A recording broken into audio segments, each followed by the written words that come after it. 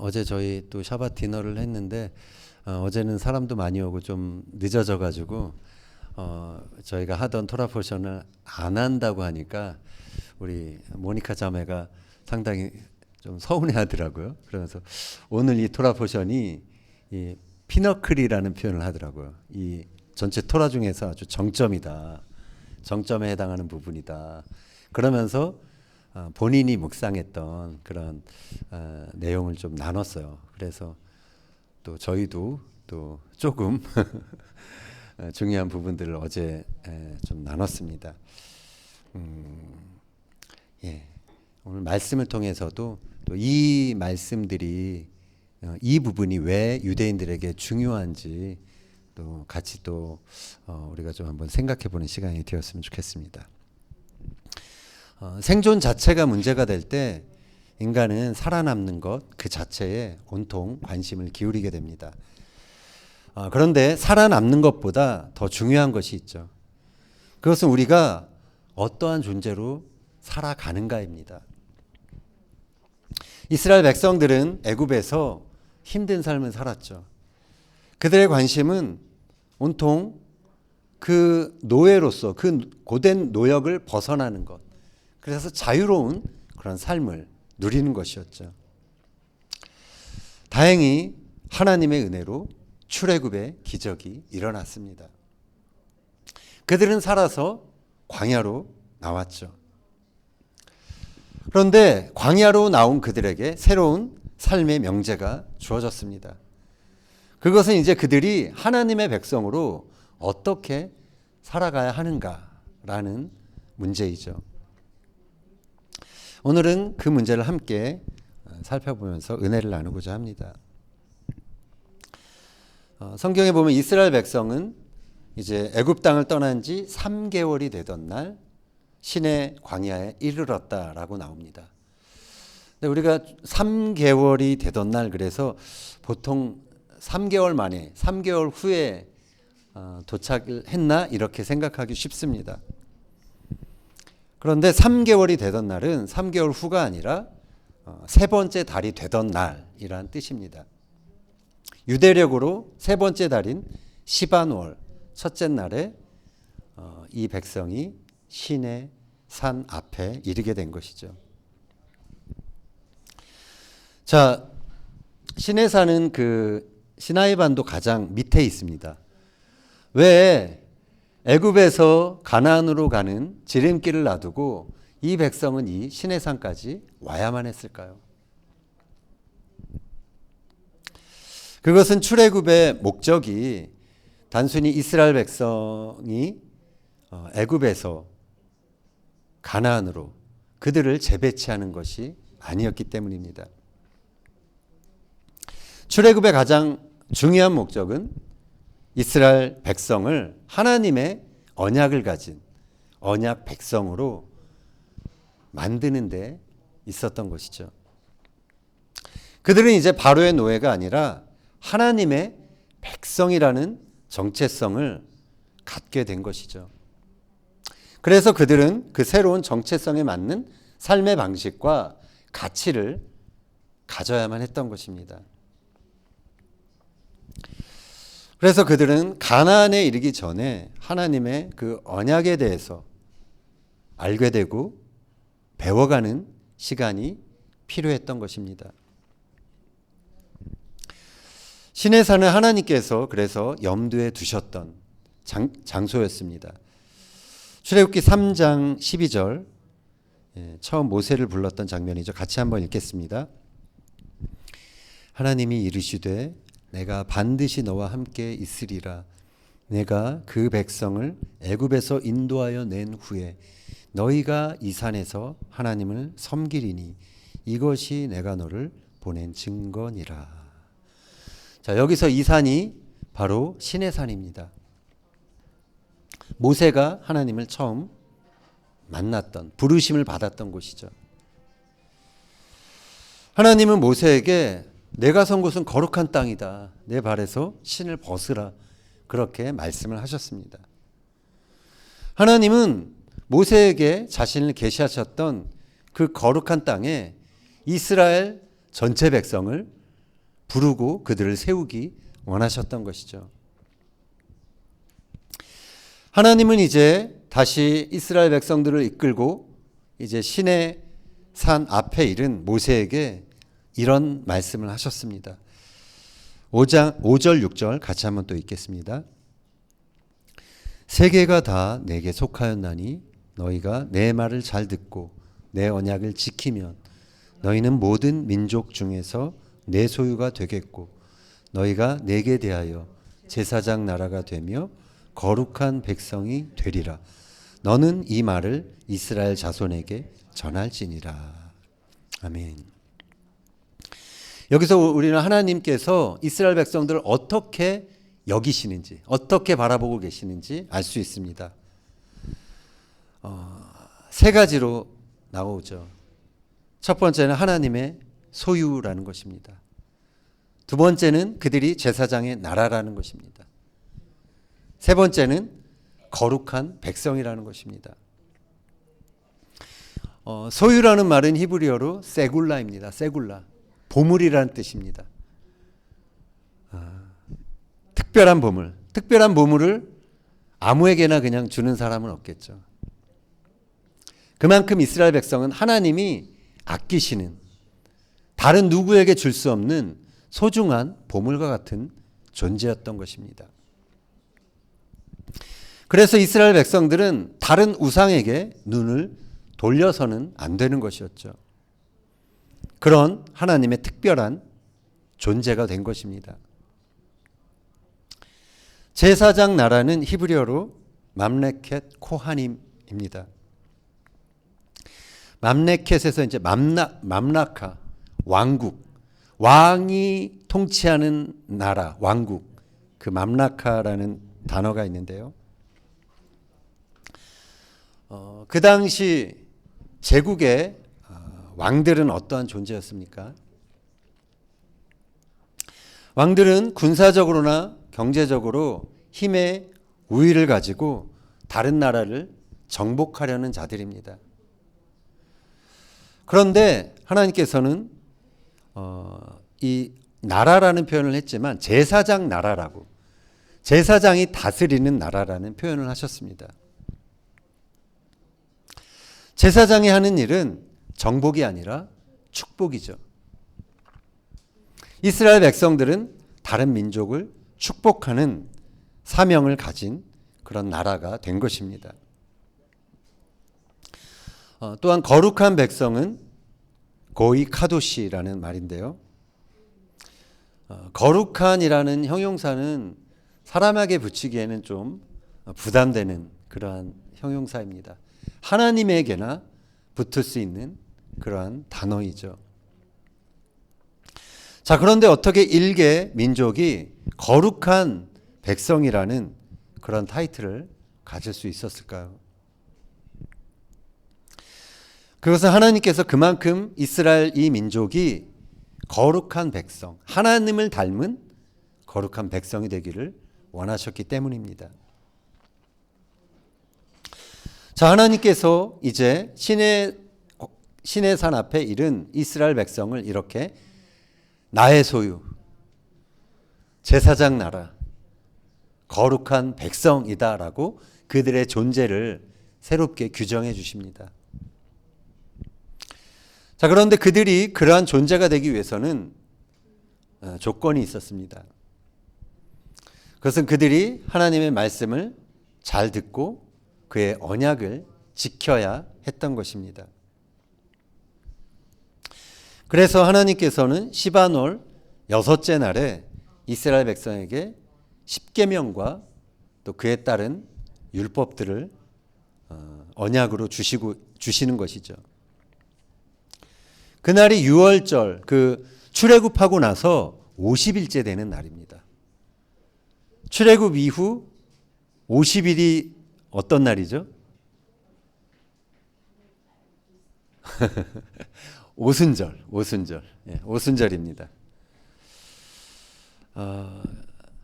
그래서 이 유대인들은 오순절에 우리가 토라를 받았다라고 기념하는 것이죠. 하그 마탄 토라. 토라를 선물로 받은 절기를 그들은 오순절로 지키는 것입니다.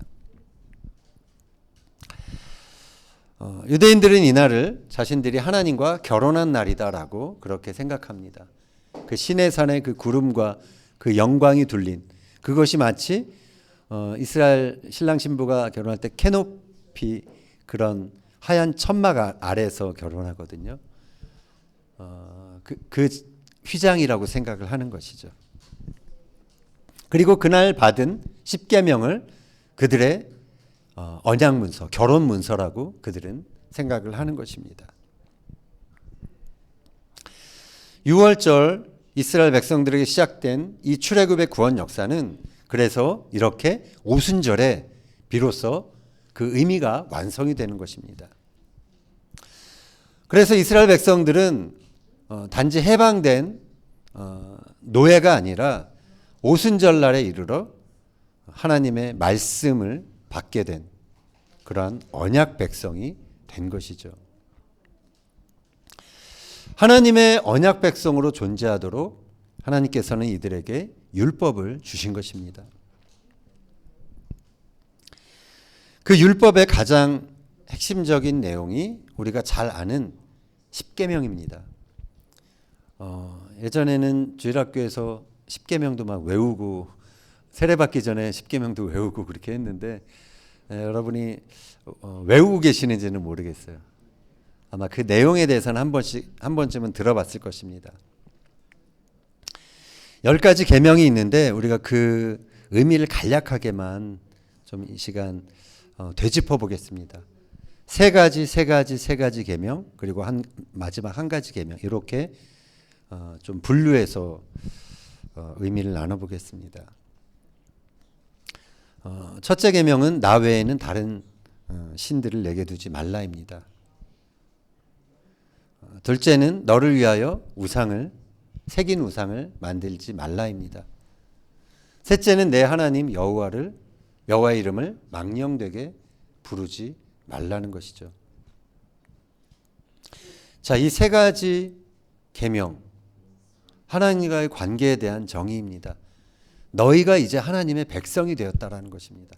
다른 신들의 백성이 아니라 하나님의 백성이 되었다라는 것입니다.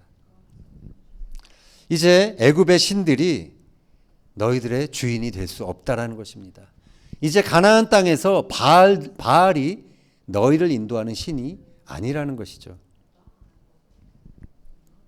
이들은 오직 하나님을 그들의 주권자로 알고 따라야 하는 하나님의 백성이 되었다라는 것을 이 세 계명에서 확실히 말씀해 주시는 것입니다. 네 번째는 안식일을 거룩히 지키라이고요. 다섯째는 부모를 공경하라입니다. 그리고 여섯 번째는 살인하지 말라입니다. 이 세 가지 계명은 모두 생명 창조 원리에 관한 것입니다. 안식일은 다른 어떤 것보다도 하나님께서 이 모든 창조의 주인이시다. 하나님 창조를 마치시고 이날 쉬셨기 때문에 그것을 기념하는 날이죠. 이 안식일에 모든 인간은 어떠한 귀천이 없습니다. 높고 낮음도 없습니다. 더 이상 노예도 아니고 고용인도 아니죠.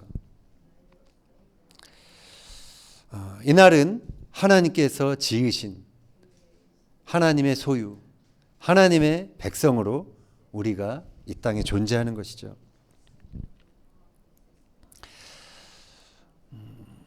부모를 공경하라라는 그 계명은 우리 인간이 어디서부터 비롯되었는지, 어떻게 창조되었는지 그 근원을 알 수 있게 해주는 말씀입니다. 우리가 선택해서 태어난 것이 아니죠. 부모를 선택할 수 없는 것이죠. 우리는 부모님을 통해서 하나님에 의해 생명을 부여받고 이 땅에 창조가 된 것입니다. 나온 것입니다. 또 살인하지 말라는 계명. 이것은 단지 한 인간에 대한 범죄를 살인은 한 인간에 대한 범죄만을 말하는 것이 아닙니다.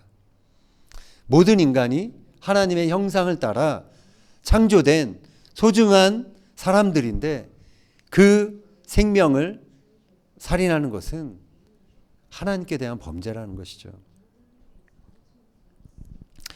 그래서 이 세 가지 명령은 우리가 어디서 왔는지, 우리 모두가 어디서 생명을 부여받고 왔는지 그 존귀함을 알라라는 계명인 것입니다. 자, 7번째는 간음하지 말라입니다. 8번째는 도둑질하지 말라입니다. 9번째는 내 이웃에 대하여 거짓 증거하지 말라입니다. 자, 이 세 가지 계명은 우리가 사는 사회를 온전하게 유지하게 하기 위한 그러한 계명입니다. 간음하지 말라. 결혼한 가정을 지키는 것. 그것은 인간의 가장 신성한 언약입니다. 이 가정이 잘 유지될 때 건강한 가정과 또 사회가 유지가 되는 것입니다. 도둑질하지 말라. 남의 것을 빼앗는 것은 다른 사람들의 행복, 다른 사람들의 그 존귀함을 파괴하는 것이죠. 거짓 증거하지 말라. 이것은 정의로운 사회를 이루기 위한 가장 기본적인 전제입니다. 이웃을 향해 거짓 증거하는 것. 오늘날 얼마나 많은 법정에서 자기가 살아남기 위해서 다른 사람들을 죽이는 거짓 증언들이 얼마나 많이 이루어지고 있습니까? 그것 때문에 얼마나 많은 사람들이 피눈물을 흘리고 있습니까? 진실이 죽으면 정의가 죽고 한 사회의 자유와 존엄이 파괴되는 것입니다. 마지막 10번째 계명은 내 이웃의 소유를 탐하지 말라입니다. 소유하려는 그 욕망을 억제하는 것, 그것은 모든 사람, 모든 사회의 가장 어떤 면에서는 큰 도전입니다. 소유하려는 욕망을 억제하지 못할 때 다른 사람들을 시기하거나 다른 사람들의 힘을 가지고 빼앗는 폭력이 난무하게 되는 것이죠. 그러한 시기와 폭력을 통해서 관계는 파괴됩니다. 그리고 거룩은 깨어지게 됩니다. 이 10계명, 가장 간단하게 하나님께서 주신 이 10계명을 이 땅에 있는 모든 사람들이 그대로만 지킨다면 어떻게 될까요? 이것을 그대로만 지키면 사실 이 땅에 평안은 오게 돼 있습니다. 이 10계명을 한마디로 요약하면 그것은 거룩에 헌신하라는 것입니다. 10계명은 다름이 아니라 이스라엘 민족을 하나님의 소유, 제사장 나라, 거룩한 백성으로 만들기 위한 그들의 행동 지침이었던 것입니다. 이처럼 이스라엘 백성들에게 요구되었던 것은 그들이 한 국가가 되기 이전에 거룩함에 헌신하게 되는 것이었습니다. 이들은 하나님께서 거룩하게 하신 것에 헌신해야 했습니다. 그것을 지키는데 헌신해야 했습니다. 이들은 하나님께서 거룩하게 창조하신 다른 사람들의 거룩함을 지키는데 헌신해야 했습니다. 이들은 거룩한 공동체를 이루어서 그것을 통해 열방을 거룩하게 하는데 헌신해야 했던 것입니다. 이처럼 거룩에 대한 헌신은 이 이스라엘 백성들이 가나안 땅에 이르기 전에 이 시내산에서 온 백성이 함께 그들의 마음속에 새겨야 할 그런 하나님이 던져주신 그런 가치였던 것입니다. 자, 이런 과정 없이 그냥 이들이 애굽에서 바로 가나안에 그렇게 지리적으로만 옮겨졌다면 어떻게 되었을까요? 아마도 100이면 100, 우상이 가득했던 그 가나안 땅에서 이들은 하나님의 백성이라는 정체성을 바로 잊어버렸을 것입니다. 그들은 오순절 시내산에서 우레와 번개와 나팔 소리와 산에 연기로 뒤덮인 그곳에서 그것을 바라보며 떨었다고 그렇게 성경은 기록하고 있죠. 그러한 하나님의 임재 가운데 주신 말씀, 그것을 이스라엘 온 민족이 함께 확인했기 때문에 그들은 가나안 땅에 가서도 하나님의 말씀 앞에 두려워 떠는 그러한 백성으로 그 땅에서 존재할 수 있었던 것입니다. 자, 이스라엘 백성들이 이 시내산에서 얼마 동안 있었을까요? 성경의 기록을 보면 1년 있었습니다. 딱 1년. 1년 동안 물론 그 레위기서, 그 출애굽기 이후에 많은 계명들과 레위기서 전체 계명을 다 이 시내산에서 받게 됩니다. 그리고 이들은 1년 동안 또 이집트에서 가져온 예물과 이 모든 것들을 모아서 하나님의 성막을 만들게 됩니다. 하나님의 임재를 그들 백성 가장 중심에 둘 수 있는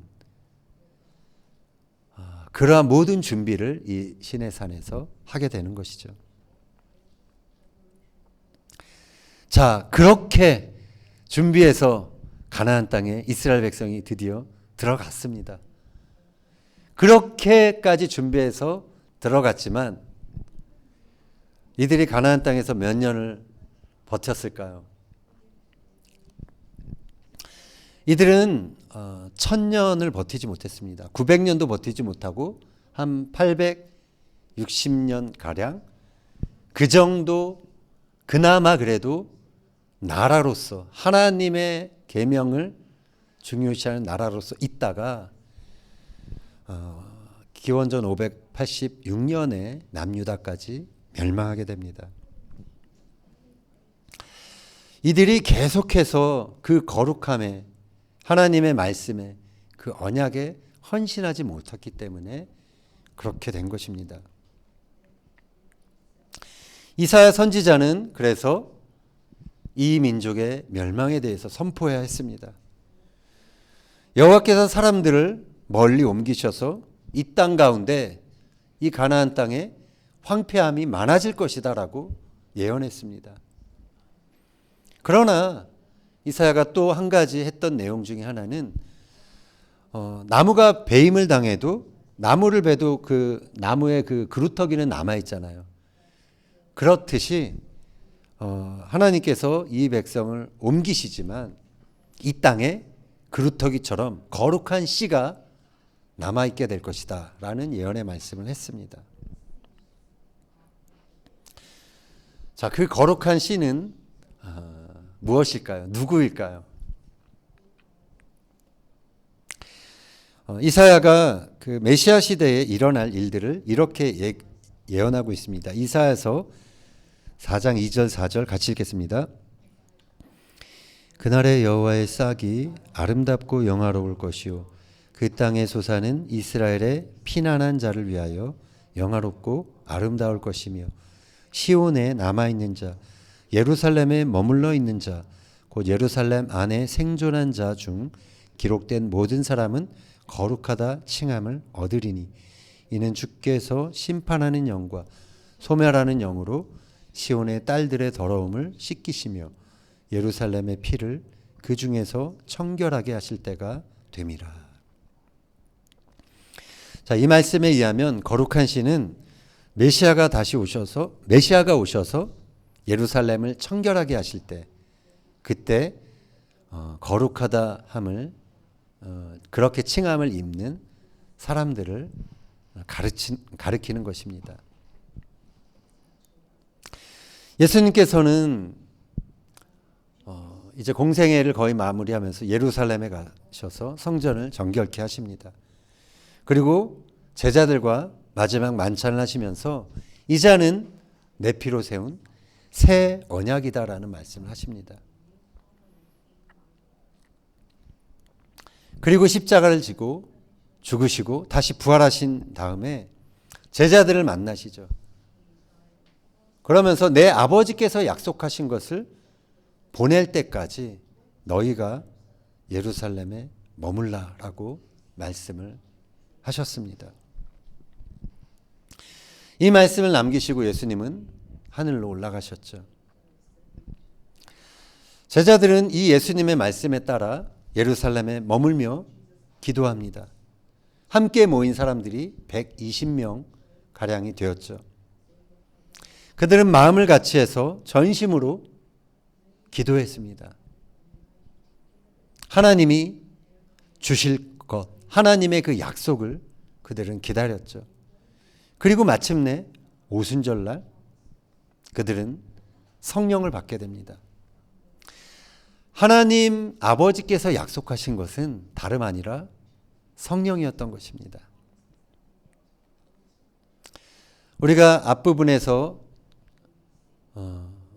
오순절에 이스라엘 백성이 토라를 받았다라는 말씀을 살펴보았죠. 구약의 오순절이 토라를 받은 날이라면 신약의 오순절은 성령을 받은 날입니다. 이것은 둘 다 하나님의 선물이었습니다. 마탄 토라, 토라라는 선물. 그리고 성령도 하나님께서 이제 예수님을 믿는 자에게 주시는 그러한 하나님의 선물이었던 것이죠. 구약의 오순절에 이스라엘 백성이 율법을 받고 하나님의 거룩한 백성으로 세워졌습니다. 신약의 오순절에는 제자들이 성령을 받고 하나님의 거룩한 백성으로 세워지게 된 것입니다. 이처럼 6월절에 시작된 하나님의 구원의 역사는 오순절에 이르러서 비로소 그 의미가 완성이 되는 것입니다. 우리가 아는 것처럼 성령이 임하자 제자들의 삶이 바뀝니다. 예수님을 3번이나 부인했던 베드로도 완전히 다른 사람이 됩니다. 이후에 제자들은 하나님의 소유된 자로, 제사장 나라로, 그리고 거룩한 백성으로 살아가게 된 것입니다. 이들이 아까 그 이사야에서 예언했던 하나님의 구원 역사를 이제 만방에 전하기 위해서 예루살렘에 남아있던 그런 거룩한 씨였던 것이죠. 베드로는 신약의 성도들을 향해서 이렇게 그들의 존재를 규정합니다. 베드로전서 2장 9절 같이 한번 읽겠습니다. 너희는 택하신 족속이요 왕같은 제사장들이요 거룩한 나라요 그의 소유가 된 백성이니 이는 너희를 어두운 데서 불러내어 그의 기이한 빛에 들어가게 하신 이의 아름다운 덕을 선포하게 하려 하심이라. 아멘. 베드로가 유대인이었기 때문에 우리가 처음에 읽었던 그 출애굽기 본문을 알고 있었던 것 같아요. 그래서 하나님께서 모세를 통해서 이스라엘 백성, 너희는 나의 소유고 거룩한 나라고 그리고 제사장 나라고 거룩한 백성이다. 이것을 똑같은 표현으로 신약의 백성들인 우리를 향해서 우리의 존재가 이러이러한 사람들이라고 그렇게 말을 하고 있는 것입니다. 구약 이스라엘 백성들에게 주어졌던 똑같은 정체성이 신약 백성인 우리에게 주어졌습니다. 하나님께서 우리를 구원하신 데는 목적이 있습니다. 단지 우리에게 젖과 꿀이 흐르는 가나안 땅을 허락해 주시기 위함이 아닙니다. 우리를 거룩한 백성으로 불러 열방을 축복하는 제사장 나라로 그렇게 살아갈 수 있기 위해서, 그러한 존재로 우리를 세우시기 위해서 우리를 구원하신 것입니다. 베드로가 표현한 것처럼 우리는 왕 같은 제사장으로, 거룩한 나라로 부름을 받았습니다. 그러나 그 소명을 이루기 위해서는 우리 역시 전제가 있습니다. 전제가 필요합니다. 그것은 우리 역시 이스라엘 백성들처럼 거룩함에 헌신해야 한다는 것입니다. 하나님께서 거룩하게 하신 것, 그것을 지키는데 우리는 헌신해야 합니다. 또 하나님께서 거룩하게 창조하신 다른 사람들의 존귀함, 그 거룩함을 지키는데, 함께 지키는데 우리가 또 헌신해야 한다는 것입니다. 또 거룩한 공동체인 교회를 세우고 그것을 통해 열방의 모든 사람들, 모든 민족을 거룩하게 하는데 우리가 헌신해야 한다라는 것입니다. 어떻게 헌신할 수 있을까요? 그것은 우리가 구원받았다는 사실을 아는 것만으로 충분하지 않습니다. 오순절에 말씀을 받았던 이스라엘 백성들처럼 우리는 하나님의 언약이 무엇인지, 하나님의 계명이 무엇인지, 거룩한 백성이 어떻게 살아가야 하는지, 그 하나님이 주신 말씀을 알아야 한다는 것이죠.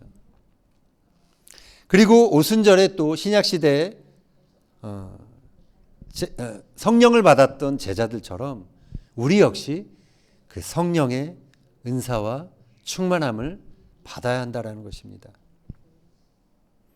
그래야 우리는 하나님의 소유, 제사장 나라, 거룩한 백성이라는 이 정체성을 붙잡고 붙들고 빼앗기지 아니하며 살아갈 수 있는 것입니다. 예수님은 대제사장과 백성들의 장로들 앞에서 이런 말씀하셨습니다. 마태복음 21장 43절, 그러므로 내가 너희에게 이르노니 하나님의 나라를 너희는 빼앗기고 그 나라에 열매 맺는 백성이 받으리라. 아무 하나님이 원하시는 열매를 맺지 못하던 대제사장, 백성들의 장로, 지도자들, 그들이 하나님의 나라를 물려받는 것이 아니라 그 나라에 열매 맺는 자들이 하나님의 나라를 소유하는 것이다라고 말씀하셨죠. 하나님 나라의 열매는 누가 맺을 수 있습니까?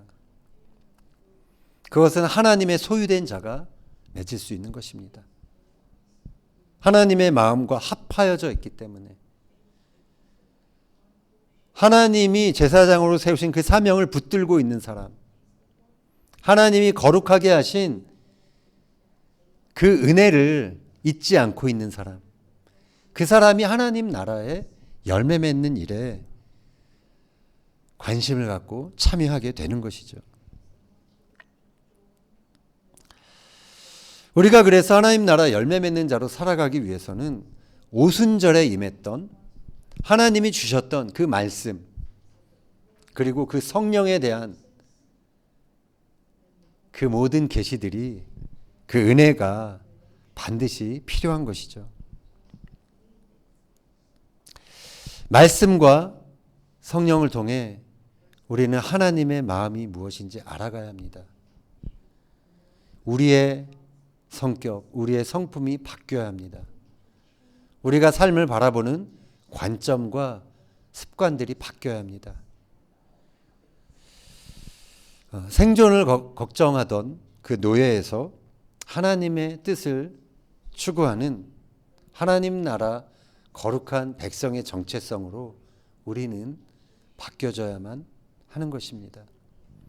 그래야 우리는 하나님 나라의 그 열매 맺는 일에 관심을 갖게 되는 것이죠. 또 그 일에 실질적으로 참여할 수 있게 되는 것입니다.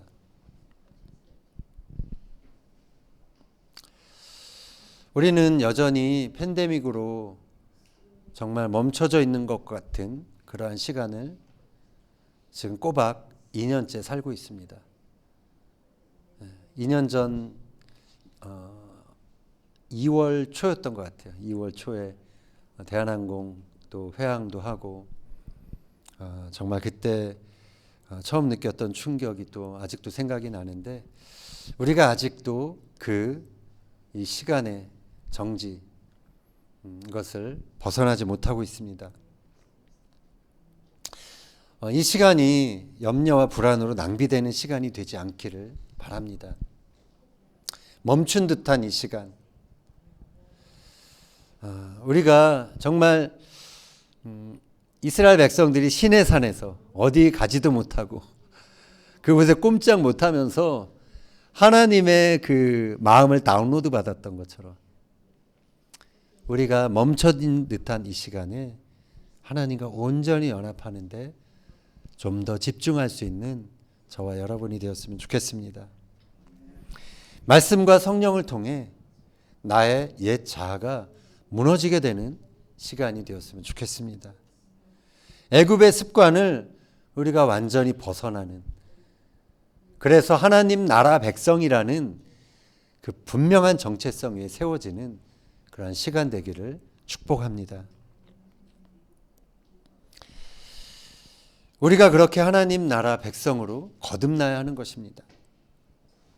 그래야 우리에게 가나안이 허락되었을 때 우리는 시대의 우상 앞에 금세 마음을 빼앗기지 않고 하나님의 거룩한 백성으로 상황과 시대와 다른 사람들이 쫓는 그 어떤 세상의 그러한 조류와 상관없이 하나님을 알고 하나님을 섬기고 하나님께 예배하는 자로 그렇게 살아갈 수 있게 되는 것입니다.